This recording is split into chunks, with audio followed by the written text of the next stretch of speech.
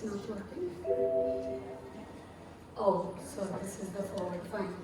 So, my name is Baisakhi. Although I'm Indian, I am from Servas, Costa Rica. And of course, this is my first SICOGA event. And there were a lot of magical circumstances that actually brought me here. So it's a privilege for me to stand here in front of all of you and do this presentation. So the topic is the same as Johnny in the morning session, so I won't go into the topic. So what is the way of peace? Can we find peace really in these turbulent times, or must there always be war? How can we create peace in our lives and in our minds? Can traveling really help achieve peace? So let us discuss that, what we so desire as humanity, peace.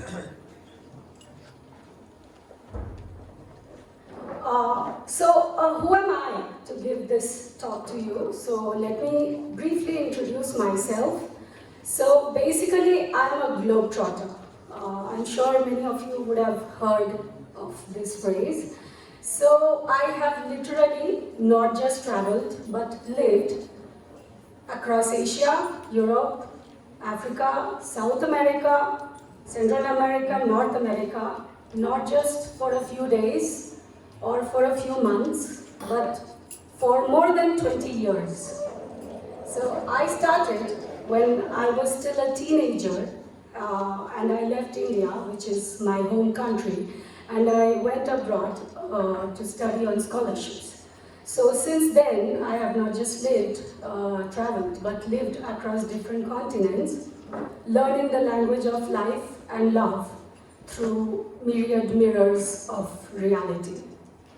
So I have lived during my travels across all these continents with local families, eating their food, adopting their lifestyles, contributing to their economy. So I was actually working and doing exchange programs in all these countries, inhabiting their culture, imitating their costumes. I would really wear the local costumes because I found them so fascinating in all these different cultures.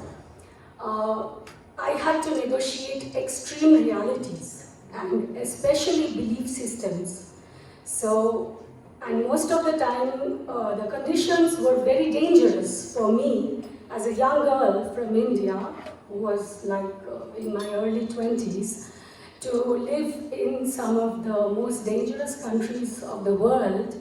And I had to learn how to protect myself, how to stay healthy, how to create friendships with local people who I knew nothing about, and to be alive, basically. So I had to navigate across a lot of traditions and religions. And for the past 20 plus years, I have been scanning the energy of each country where I lived for many years to answer life's most pertinent questions. So today, I'm going to take you on another level of understanding. And I believe this is important for us to understand if peace is even possible to achieve or not, and what war is all about. So just here that you can see I'm flying on the ashes of a volcano in Costa Rica. So it was my dream, like 5 years before this picture was taken, to see a real volcano. And then I actually landed up there, and coming from a conservative family background in India, I literally had to overcome a lot of limiting beliefs and cultural prejudices to fly in the direction of my dreams. So before I move into the topic, I want to talk a little bit about the reality of duality. Now, we all live, we are incarnated here on this planet, And we experience a dual world. So, what's happening? Okay, so we know hot because cold exists, right? If there was no hot, if there was no cold, we would never know the difference between temperatures. So we know highs because the lows exist, and we don't want to experience the lows in life. We know the value of joy because we also know what sorrow is, and we don't like sorrow. That's why we want to go towards joy. So the same happiness versus sadness, the two polarities of masculine and feminine energies that are governing the world, or humanity I must say, and if there is no balance in between these two polarities, then war is inevitable. Excitement versus disappointment. So, the moment we meet our greatest excitement, we also greet disappointment, because the flip side of excitement is the next moment something that will not work out the way we expected it to, and we are disappointed. So these are the polarities we have to navigate here on earth on a daily basis, and similarly the two polarities of peace and war. And the biggest of all this is actually love and fear. So everything actually is governed either by love or by fear. Now, I know that we all want to experience love, because love is our true essence. It is what we are. And what we are not is fear. Fear contracts us. Love expands us. Fear paralyzes us. Love frees us. Fear restricts us. Love gives us expression and freedom, right? So, I will just go a little bit more into the polarity of love and fear. So, what do we humans do? What is our human nature? We love that we want the most. Then we destroy that what we love. And then we love again that which we value most. And why do we do that? So the first thing we worry about after saying I love you to someone is whether we will hear it back. And if we do hear it back, then we worry that the love we have just found, we will lose. And thus what happens, all action becomes reaction, defense against loss. And this particular thing I want to bring your attention to, defense against loss can have many faces, including wars, devastation, destruction, any kind of things that we don't want comes from this, which is sponsored by fear, defense against loss. And it includes personal one-on-one relationships, in between families, in between countries, in between governments. Everything is derived by our relationship with each other and our relationship with the collective consciousness that is represented by governments, politics, and all of that. So, there is a solution. We can turn our biggest fear into our greatest glory. And how can we do that? So, is it possible to achieve peace? We know that absolute peace can actually get quite boring. So, a healthy level of conflict actually challenges us to grow. And that is okay. So, we should not just condemn anything that disagrees with us, because it always takes us to a new perspective and shows us a different color of love. So, let's see the next slide. So, what we really seek in relationships, in life, is excitement, joy, love, happiness, and these kind of emotions. But we have to understand that these are actually defined by their direct opposites: disappointment, sorrow, fear, sadness. So what it does is, this reality of duality actually gives us a context. So a context in which we can experience that, what we really want, and we can learn, evolve, and grow to overcome these adversities so we can become our own heroes, so we can impress ourselves in our own creations, so we can have an experience of ourselves, and we can know ourselves as the creator of our own lives. So what we should never do is condemn these things or resist them, because what we resist persists. If we resist war, if we resist disagreements, if we resist conflicts, then we will create more of that. Why? Because we are thinking of it all the time. So we talk about it, we create it, we are creative beings. So what is the way we look at it and we see for what it is showing us? So what you look at disappears, but what you resist persists. Remember that. So we are here to be our own heroes, to impress ourselves in our own creations, and so that is the experience we are all seeking. And what is the best way to get that experience than traveling? And I am a passionate, obsessive traveler. And I may not look like one, but believe you me, I've had all kinds of experiences, like things that you would not even imagine. And I write about these things. So we want to go to directly to belief systems and cultural prejudices. And some of the things that we face during traveling is a lot of cultural prejudices. So things like racism. Now I want to comment a little bit about these things because, before we travel, our elders, our guardians, our teachers, they all want to protect us. So what do they tell us? Be careful. What else do they tell us?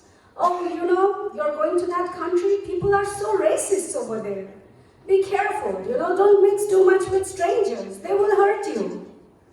And so we go with that mentality. We expect to experience these things and then we create them.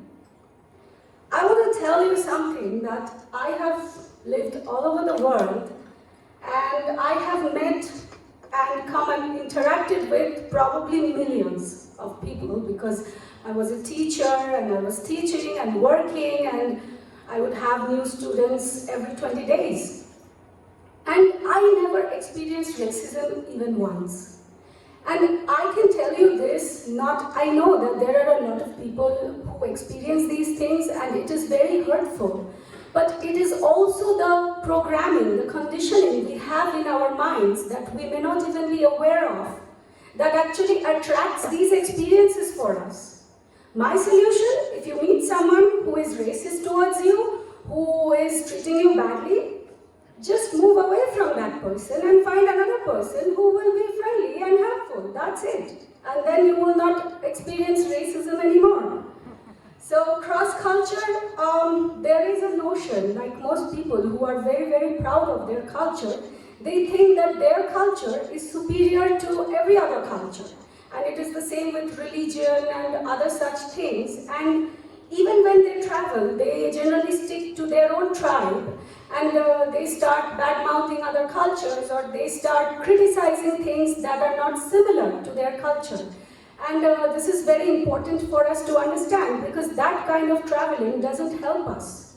So what really helps us is we open ourselves up to understand why they are doing that thing that we don't like and what motivates them to do that. And if we understand that, we rise to a new level of consciousness. Language barrier, so I just have a suggestion here. Like I have noticed that whenever I travel to a new country, even if I don't know the language and I make a little bit of effort to speak a few words in their language, all the barriers of people just melt away. They are like, oh, look at this little Indian girl, she is in our country and she's trying to speak our language.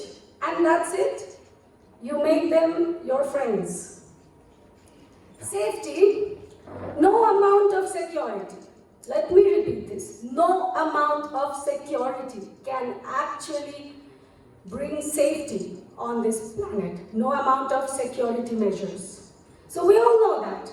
We have bodyguards, we have all these, places that are secured with security guards. I mean, I don't want to talk about 9/11 and all those things. We know that they were very secure places, and then what happened?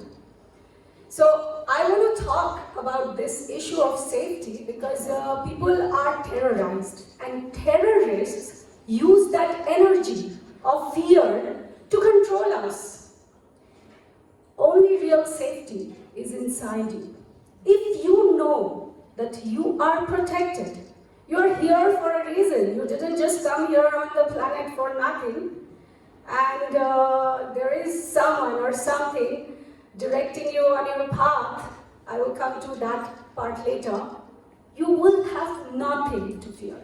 And I repeat that because I lived in some of the most dangerous countries of the world. I was robbed at gunpoint. I have had all kinds of experiences, but I was never afraid. And if people would tell me, like, oh my God, you're going to downtown alone, like walking, and I will be like, yeah, I mean, what's the big deal? Oh, you can get mugged, you can get robbed, you can get this, you can get that. I was like, what's the worst that could happen? I will die, and that's okay. See, we were born to die. If you can accept that philosophy, that we came here on earth, it's only a matter of time. And we give power to those terrorists, to those people who, seize an entire nation, like I lived in Venezuela. And you all know the situation in Venezuela. The military there, they actually commit crime on the people. And, it's not nice to be murdered on the streets and to see that every day. But as I'm telling you, they get the power from you. Because people who are organized are not civilized, and people who are civilized are not organized. People have power. Mass has power, but we don't utilize that. I think organization like Servas is trying to achieve that, which is great. But I'm just commenting in general that once I was robbed in daylight amidst hundreds of cars at a traffic signal outside a huge shopping mall in Venezuela, and that traffic light was red for maybe a few seconds. And there were cars all around our cars, and I was the stupid girl who had my window down because it was my first week in Venezuela and I had no idea how dangerous the country was. So the gun was pointed at my head. And I am not sad about what that guy stole from us.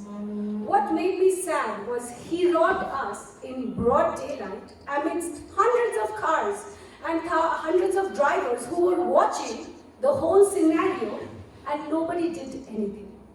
They watched the robbery happen, and the next second the tube lights, the traffic lights turned green, and all the cars went their way. Finally, I want to talk about money. Money is a big issue for traveling. Like many people say, I want to travel, but I don't have the money. So I don't believe in that because I had no money, zero. Like I never even had money to pay for my flights. And how I did that, I will come to it later. I have to rush a little bit. So what I want to say is that when you are in your own culture, your concept of self is defined by what your culture tells you. This is your God, this is your truth, this is a lie, or this is what you should believe, this is what you should pray to. And we grow up with that concept. If I am a musician, or let's say if I am a painter in a country like India, I probably won't survive because in this country, the most cherished professions are engineers and doctors. So if you're not an engineer or a doctor, let's say if you're a nurse, then you are not really revered, So our concept of culture comes from where we were born or where we grow up. And as we travel, we see cultures which are totally opposite of what our cultures are. And then we realize how much bullshit is fed to us since childhood by our own culture or whatever. And the only way that you can actually protect yourself, stay sane, stay disease-free, all of this you can do if you have the courage to create your own culture and if you don't let other cultures define who you are. So I want to talk a little bit about life's idiosyncrasies, and this is what I observed in many cultures. So what is right in one culture is wrong in another culture. What is polite in one country is rude in another country. What is respectful in one region is disrespectful in another region. What you think is good, someone actually thinks it's bad. And sometimes the nonsense makes the best sense. So you have to realize that we are making it all up. We really are, and this is how we are creating our realities. What your father tells you is true for you. What another's father tells him based on his experiences, his belief systems, his programming is true for them. And then you come together and there is conflict. Conflict, why? Because you have different belief systems, different programming of the mind, different cultural conditioning. And that is what creates war. Because we think we are right and the other is wrong. And we judge them instead of trying to understand them.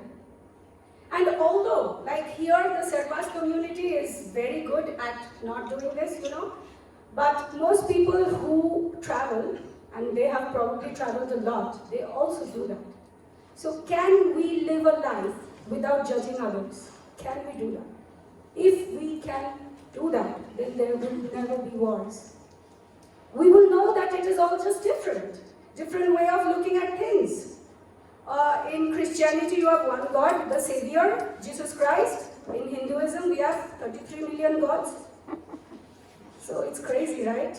What different people believe, and then we fight based on these beliefs. So I want to talk a little bit. This is very important, and I want you all to hear this. So our concept of self is defined by culture, and cultural and environmental factors are actually stronger than our genetics. Now, what do I mean by that? If you are predisposed genetically to an illness, let's say your mom had diabetes or you have diabetes in your family, it's not necessary that you will get that disease. It depends on how you live your life. Cultural and environmental factors are stronger than genetics. So what happens? Let's say, I just talked about self-concept, so I will just move to self-protection. So I have realized that, having traveled all over the world, I have a perspective that many people don't have. So especially when I come to my own country, I tend to shut down and become an extreme introvert. I'll tell you why. Because when I'm in other countries, they look at me as a foreigner. So they don't expect me to abide by their culture, by their rules, and if I make a mistake, I'm forgiven easily because they think, oh, she's not from our culture, so she doesn't know. But when I come back to my culture, I cannot escape the cultural prejudices that exist in this country. So then, when the culture is bigger than you, and you cannot change people's mindsets, then you don't share. Because that is the only way you protect yourself. Otherwise, you can go crazy, you can go mad, you can even commit suicide. And I've had those tendencies. Having traveled the whole world for nearly 20 plus years, I started at the age of 17. I never got sick. I never had to go to a doctor. I never had to take a medicine or a vaccination because I didn't believe in those things. I didn't believe. And it kept me healthy. Why? Because I couldn't afford to go to a doctor or to buy a medicine. I didn't have the money. So I had to keep myself healthy. I naturally developed healthy habits, blah, blah, blah. It's not even so much about healthy habits, but it is how you program your mind. Now, I want to say, I'm saying this because I want to tell you how culture affects our immune system. So, let's say you're in a country like India, and when you get cold or a flu, what do? Your grandmother gives you a glass of warm milk with turmeric. You drink it, and the next day, you are jumping. If you're in the US and you get the flu, what do? You take the flu shot. You take antibiotics. You panic. You think, oh my God, I have to isolate myself. Someone else will get it. And it creates a pandemic. I don't want to comment on COVID because I know it's a very sensitive issue, but I want to tell you, when you have an empowered immune system, an empowered consciousness, you have an empowered immune system. The immune system is a conformer of our consciousness. It is not a protector. No matter how many medicines you take, if you have a disempowering immune system, it will not heal you completely. However, if you have an empowering immune system, if you do not buy into the cultural conditioning, the collective programming of the mass mind, you can stay above all that. Okay? Self-love. I want to talk about self-love here because again, many cultures are actually directly opposed to self-love. If someone comes and gives you a compliment, hey, you look beautiful, most of the time we reject the compliment. Oh, you know, this is not good about me, or you know, I'm so fat, or something like that. And I want to talk here a little bit about inclusive narcissism. And what is that? It is a concept of the self where you love yourself so much that you have a very healthy attitude towards yourself. And very few cultures actually permit that. And I want to take the example here of my companion from Costa Rica, Rafaela Mora. She is 88 years old, and she came all the way from Costa Rica to India alone through transits in Canada and England and everything. And if you see her energy, at her age, it is incredible. And just talk with her. She is so full of praises about herself in a very cute, healthy way. It's not in a narcissistic way, of course. And she says, oh, you know, if I have a pain in my hand, I just do like this and it goes away. And a lot of her relatives have told her that we want to go to where you are. We want to get to 88 like you did. And she told me that I know that they won't get here. And I asked why. And she said that they are always complaining about this and that and that. And when you give so much energy to a disease, it stays there. Self-acceptance, again, we all have our flaws and foibles, you know. And I really don't call them flaws because it gives us variety. Many times we have difficulties in accepting ourselves. And that can be because of culture, like giving you an example. Here in India, being fair, like lighter skin color, is considered beautiful. So a lot of people have actually told me that I'm dark, hence ugly. And when I was a teenager, you know, all teenagers, we have this concept that we all want to look good. And I thought I was ugly until I traveled. When I went to Europe, America, Latin America, people actually complimented me for my skin color. Everybody wanted my skin color, but in my own country, my skin color is not good. Because we have a cream here that is called Fair and Lovely, that girls, young people are, sold to. So you have a whiter skin color, and then you attract a loving partner or a handsome guy or whatever that is.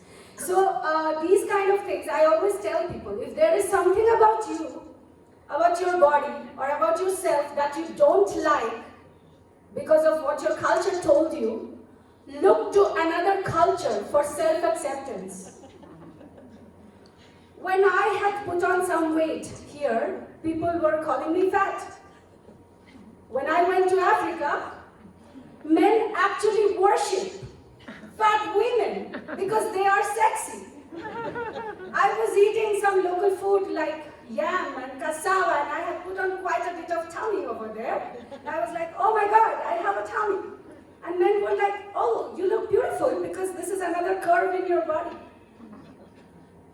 So you see how we can find self-acceptance through culture, because our own culture can actually shatter our concept of self.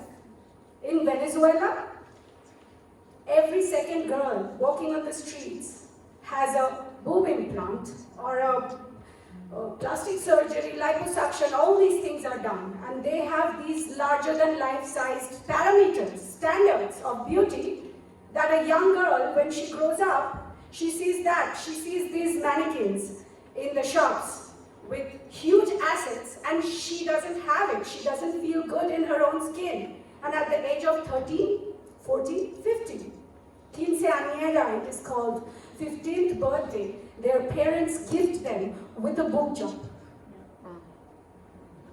So imagine what kind of parents would actually gift their own daughters a plastic surgery. And how?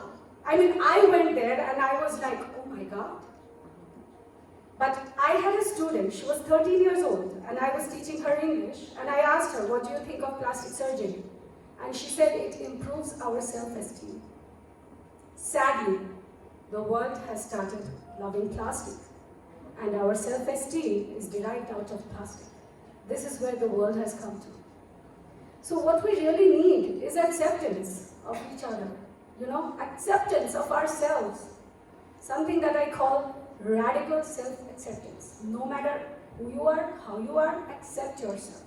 And it is the same with emotions. And I want to come focus on this because let's say you got angry about something, okay? You are not allowed to express it.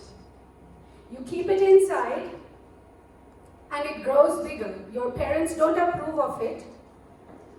And then you grow up. You keep suppressing your anger, your emotions.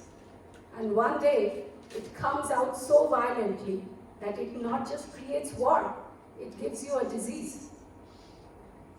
Diabetes comes from suppressed anger. Cancer comes from suppressed childhood trauma. So it is very healthy to actually express our emotions without getting destructive.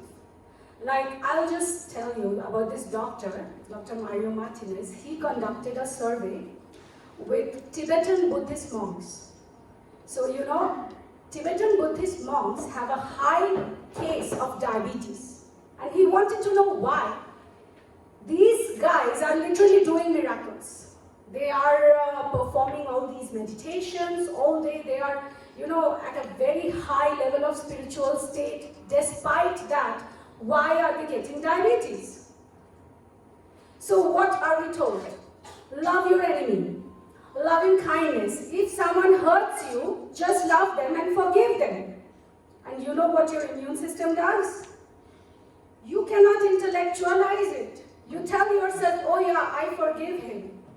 And your immune system says, you're right. It produces endorphins, which is like a form of morphine that is suppressing the thing. Like when you have a pain, you get a dose of morphine and the pain is suppressed temporarily. When your body is high on endorphins, in the long run, your glucose metabolism goes down and you get type 2 diabetes. So a lot of spiritual teachings, we think, oh, this is India, this is a spiritual place, we should go there and, we will be enlightened. Take every teaching with a pinch of salt and see if it resonates with your inner being of what. Because spirituality is also cultural. What is spiritual in India, the practices are so different from spirituality in America, for example. Everything is cultural. The way we think, the way we eat here with spoon and fork. And in the Western countries, you eat with fork and knife. It's different. So somebody was telling me, I can't cut the chicken with my fork. So there is an explanation behind everything. So I told them, see, in India we eat a lot of curry. We put a small piece of chicken inside a curry, so we need the spoon to eat the curry. But in the US, you have such a big piece of meat that you cannot eat with a spoon, so you cut it with a fork and knife. So there is an explanation to every difference. If only we would open our eyes to it, we will not fight. Okay, I think, so epigenetics is above genetics. And what I'm telling you here is that if you don't allow cultural and environmental factors to guide your life choices, you can rise above your genes. We all have cancer genes inside us, we all have. But how it exposes itself is the conditioning that we have in our minds and how we perceive life. So I don't have a lot of time to, explain these things in detail. I just wanted to touch about these. So the way of peace. We can make a point without making an enemy. We can be right without being righteous. Debating need not be debasing someone. Disagreeing, we can disagree with someone without being disagreeable. We can cooperate in place of getting into revengeful competition. There are some healthy competitions, so I use the word revengeful here because sometimes if we don't like someone, we try to compete with them, we try to hurt them, and those are the shadow aspects of our human consciousness. Creating healthy boundaries rather than hating. So on one hand, it is good that we want to connect with people, but we also need to create boundaries in our relationships. So for example, if someone is hurting you in a relationship again and again, let's say someone is disrespecting your points of view or just neglecting you, you can create healthy boundaries instead of hating that person. Because hatred will create war, and healthy boundaries will create peace.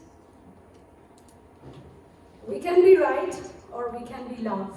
And I say this because everyone is right, given their model of the universe.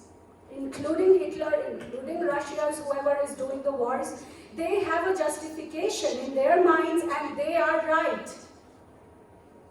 But there is something that they have not understood that is creating war, creating these unwanted experiences in our human consciousness. And we have to understand that what is happening, and we have to change at individual levels. So the collective mind will change when the individual minds change. So relationships are everything, and be it at a family level, governmental level, everywhere, it is your relationship with that country, community, society that will dictate your experience of life. So what we are really seeking is the middle ground between hot and cold, which is being warm, not too hot. Too hot will burn us, too cold will freeze us.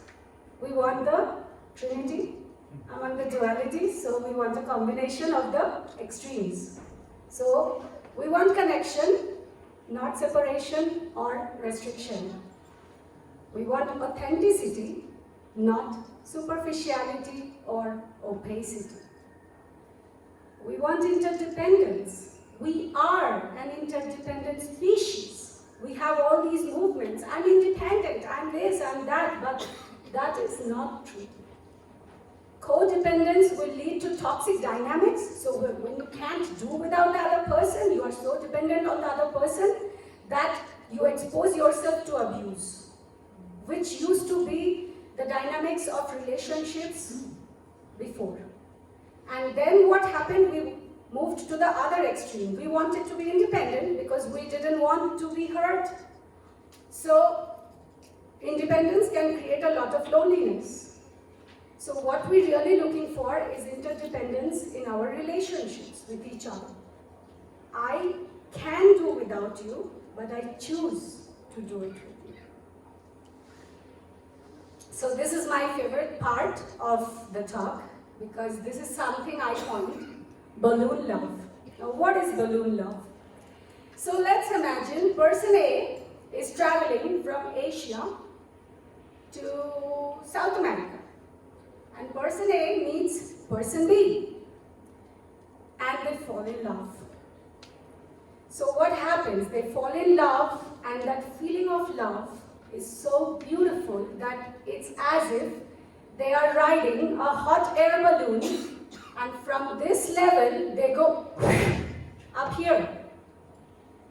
You are experiencing the highs of life. It is so beautiful, that feeling of love. And believe you me, this often happens when we are traveling. Now, I'm not talking about two people in the same culture, in the same community falling in love, because they have similar expectations. So most of the time, you can sustain that relationship. So let's say someone from Calcutta, a girl meets a guy, and they fall in love, they get married. They will probably have a good relationship for the rest of their lives because they know what to expect from each other. They have been taught, they are familiar with each other's expectations, they have similar motivations, and it works out most of the time. But when you are from two extreme cultures and you fall in love, what do? You don't know what to expect. You are always stepping onto each other's toes. And this feeling of high cannot be sustained for too long. But it happens for a reason. It's not always meant to be a relationship. We watch Hollywood movies and we think if we have feelings for someone, we are meant to have a relationship with that person, and when that person doesn't meet our expectations, we feel hurt. But it happens for a reason. I will come to that in a second. So at some point, this balloon bursts. And when the balloon bursts, A and B separates. They are no more together inside this hot air balloon. And A moves away from B. But look, A has become A+. So A had started here. They were high up here, but it is hard to maintain this level of consciousness. So there is an inevitable fall. And when they fall, they never go back to the original level where they had started. So A becomes more than A. A becomes B, and B becomes A. A becomes A+, and B becomes B+. They move on in their individual lives, creating ripples in their own communities. And this is how consciousness expands. Now I want you to understand this. So let's go back to the previous. So let's say this balloon is moving away. They couldn't be together here. And then this balloon comes and hits this guy. Look at the balloon in his hand. What is the size of this balloon? So this is, let's say, his level of consciousness. Now A+ had a very spiritual experience where A+ fell in love and it didn't work out. But A+ now has a higher level of consciousness because the rules of love were all erased in that balloon love connection, and then A plus comes and shares her life with someone in her community or whatever, and the ripples get bigger and bigger, and this is how we expand in our consciousness, in our understanding, and this is how the collective mind expands. And when enough of that happens, we won't have war anymore. So I just measured this. So expansion of consciousness, and these are more like soul-to-soul connections. So they are not really relationships, but you connect one soul from one part of the earth, connects with another soul from another part of the earth. And even if the other soul has not met your expectations, has hurt you, blah, blah, blah, blah, you are still at a higher level of consciousness because of that experience. And when we have more of these soul-to-soul connections, we will have a different earth. So we are here, Mr. Gandhi on the inauguration day was talking about following your dreams and listening to the inner voice. What is that inner voice? So we are so much into our physical reality that we probably don't understand where that inner voice is coming from. So just to give you an example, let's say you are an incarnation. You're here on physical earth, and there is something out there, bigger, in the universe that is guiding you. So this something is you. It is your higher self. So you can meet this self in a dream. You can have precognitive dreams. In fact, most of my travels were inspired by dreams. I would have a dream, and when I would wake up, I would know the answer. I would know where to go next. And I have written a book about this. I'll talk about it later. When you connect with your higher self and you allow the guidance to seep in to your consciousness, you will not have the day-to-day experience that most people have, like, having accidents or danger or, disease, and just you will be able to rise above that collective mind of consciousness. And if you make it a practice to talk with your higher self, you will be guided at every moment in your life.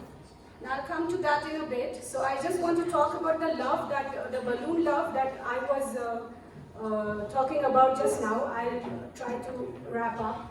So what happens and why that love is such a spiritual experience, I want to just explain it here.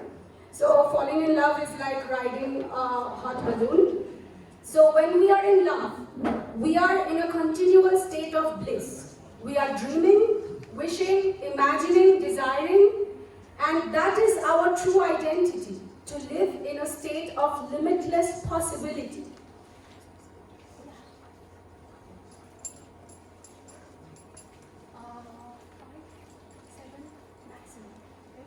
So we are in a continuous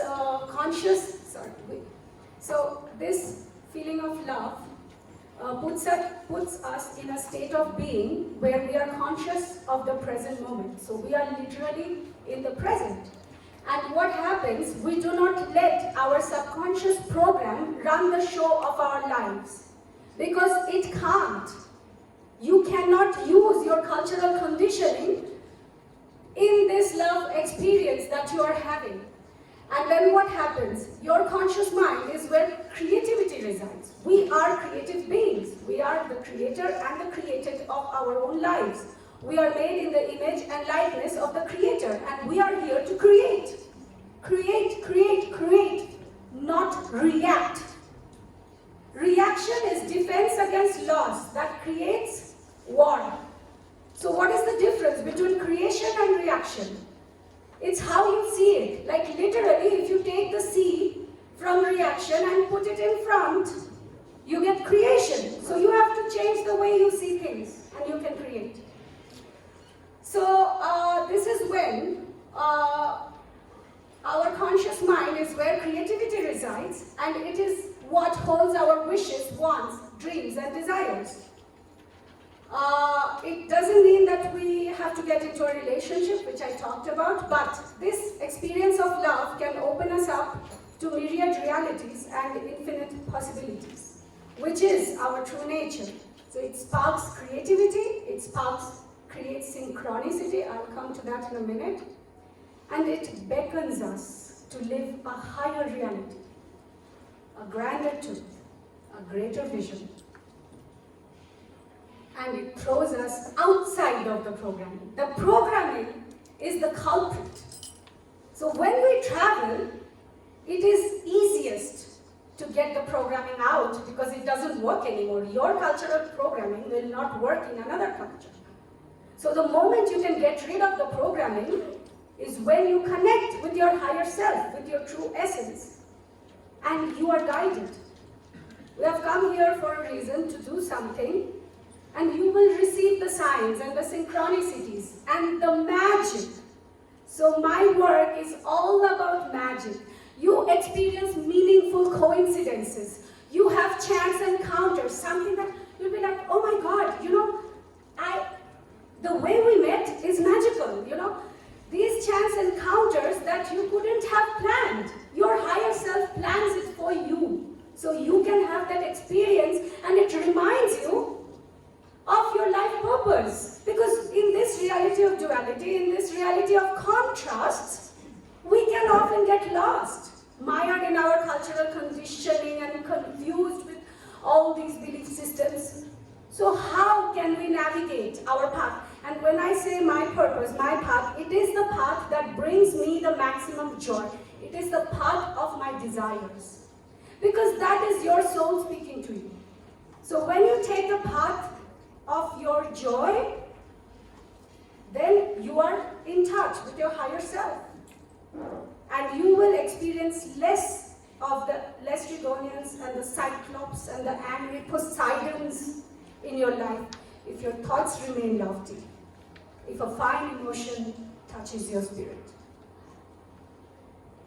And I quickly want to give an example of synchronicity here. I just want to know here in the audience, anybody, do you know what a synchronicity is? Anybody? Yes, you tell me, what is a synchronicity?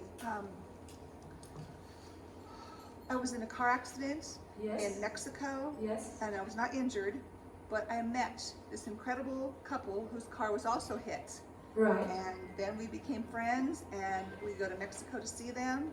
And this accident could have been very terrible, but it turned out to be the beginning of a wonderful relationship. Amazing. So that is a chance encounter, a synchronicity. I'll give you a synchronicity from my own life. So I'm here in India because my dad passed away recently, and I came here trying to sort out his unfinished businesses. But I have been very depressed the last few months because the way my dad left was devastating for my soul. And to get out of my grief, I would often just watch movies on YouTube. And I would just pick a movie, then I would tell my higher self that guide me to a movie that will console me or that will give me an answer. So there were some unfinished feelings with my dad that I could not resolve when he left all of a sudden, very mysterious circumstances. And I was watching this film called Mermaid. And it's a true story where this little girl, she had lost her dad and she did not know what death was. So she kept asking her mom when her dad would come back, and if her dad was angry at her, that's why he had left her. So her grandma told her to write a letter to her dad and put it in a balloon and send it to the universe so her dad can know about her feelings. So she went and got a mermaid balloon, and in that balloon she wrote a letter, and her dad's birthday was coming, so she wanted to wish him happy birthday in heaven. And that balloon traveled 4,000 miles to a city called Mermaid, where somebody found that letter, found the balloon in the mermaid state, and this little girl, she was so angry with life, she was so angry with her parents, and she would throw a lot of tantrums, and every time she didn't like something, she would refer to herself in third person. So her name was Desiree, and she said, Desiree doesn't like this, Desiree doesn't like that.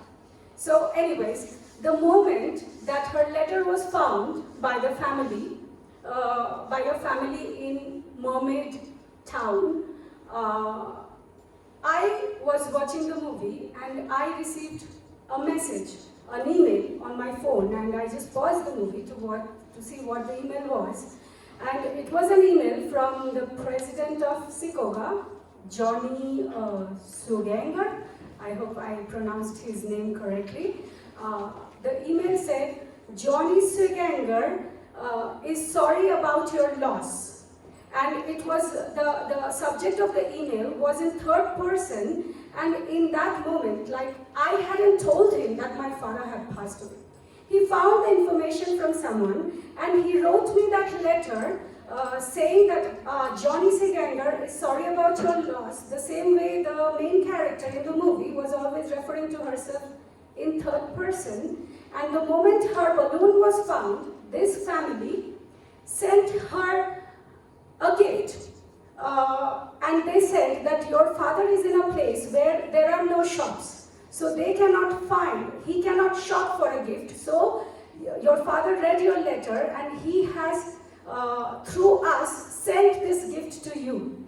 So in that moment, I really felt that my father was communicating with me, because I was really grieved by his passing away. Because of the synchronicity of the story that I was watching, and in that same moment that her letter was found, I got an email from him sending me condolences.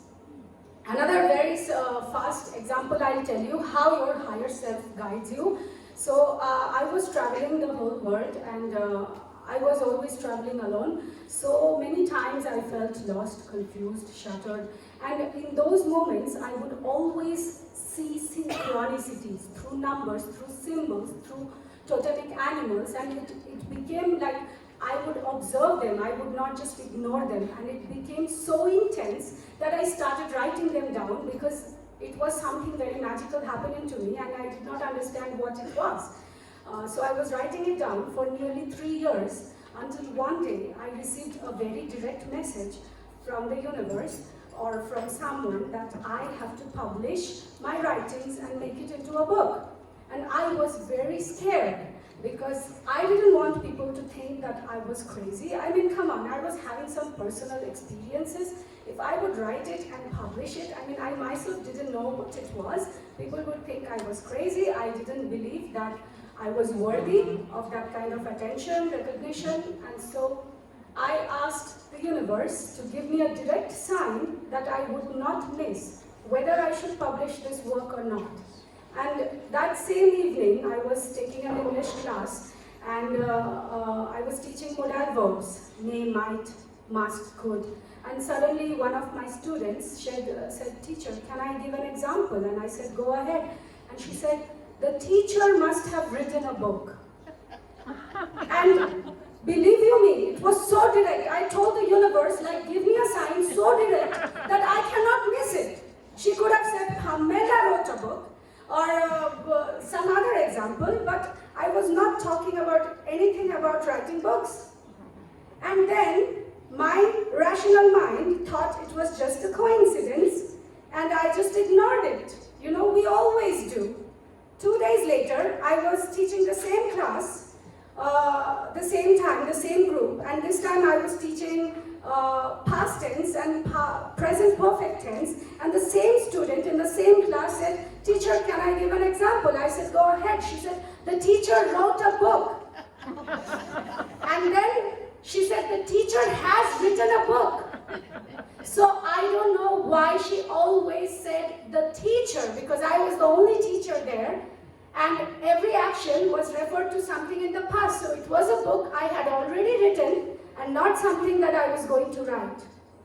Once I could ignore, twice, thrice I couldn't.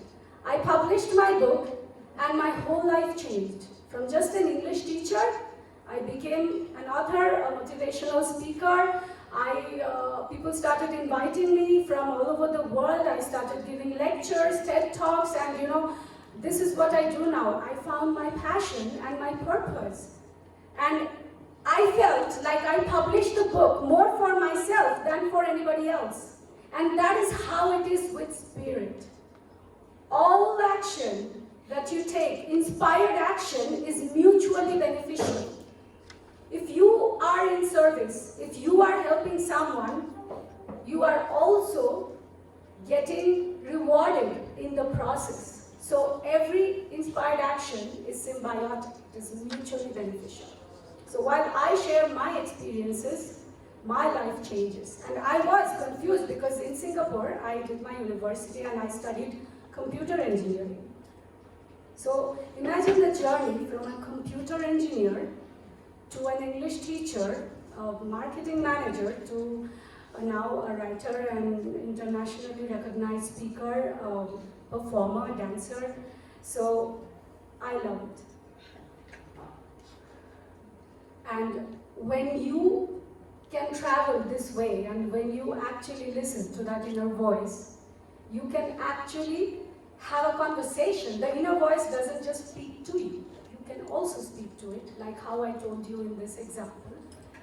And you become unsinkable, invincible, incorrigible, indomitable, unstoppable. So the higher self is always guiding us, and this little self is us. And we are here to find ourselves, to have an experience of ourselves. And when we can engage in these kind of magical symbols, if we ignore a synchronicity, it will go away without creating a single ripple, because it will never interfere with your free will. But if you take heed, and if you follow in that moment your feelings or what you were thinking, you will start to have a direct communication with your higher self, and you will build a personal store of intelligence. And because your synchronicities will not be the same as another's. It is not something that happens to a large number of people at the same time, but it is your higher self speaking to you. And you are all unique as a snowflake. So bridging the divide, so traveling, when we connect with the larger universe, so all the authorities in our world, the dictators, the governments, the politicians, the rulers who are creating all the wars and the conflicts, it is because they have lost their connection with the larger universe. They are afraid and they are acting out of fear. They want more power. And they want power over someone else, not power with someone else. So a peaceful way to have power with someone else. But when you try to have power over someone else, it's because they feel a sense of lack here, inside. And they want to overcome that void. And so what do? They want to secure things. They want to secure territories. And they want to secure their beliefs. They don't want to come out of their beliefs, and then war is coming. Sure. So I'll just finish this. Okay, so I think I've already used these things. So basically, when you travel like this, you create a world without strangers. And finally, I'll skip through this. I had some travel tips there. Oh, just one last thing. So, my new book just got released 2 weeks ago, and my publishers told me yesterday that my book was released. So, this book has 21 magical stories from my travels across the world that will make you look at life with new eyes. I have just 5 copies of the books here, but you can look at, find it on Amazon. And here is a testimonial from the two-time former president of Costa Rica, and he's also a Nobel Peace Laureate. And he says that when you have confidence in your dreams, when you cling to the vision of your highest ideal, you can create miracles. This book is a testimonial to that. So I'll just go on. Thank you. The divine in you honors the divine in you, and that is the meaning of Namaste. So we all are here, we are saying Namaste, but we probably don't know what it means. So in India, we think that there is God in everybody. So we do this Namaste because we bow in front of the God and we say, the God in me, the Creator in me honors the Creator in me. So if you want to know more about my work, you can just visit my website. It is called BaisakhiSaha.com. Thank you very much. I know I took a lot of your time, but I had your engaged attention, so I just felt got carried away to talk more and more. But I hope you will have a great day.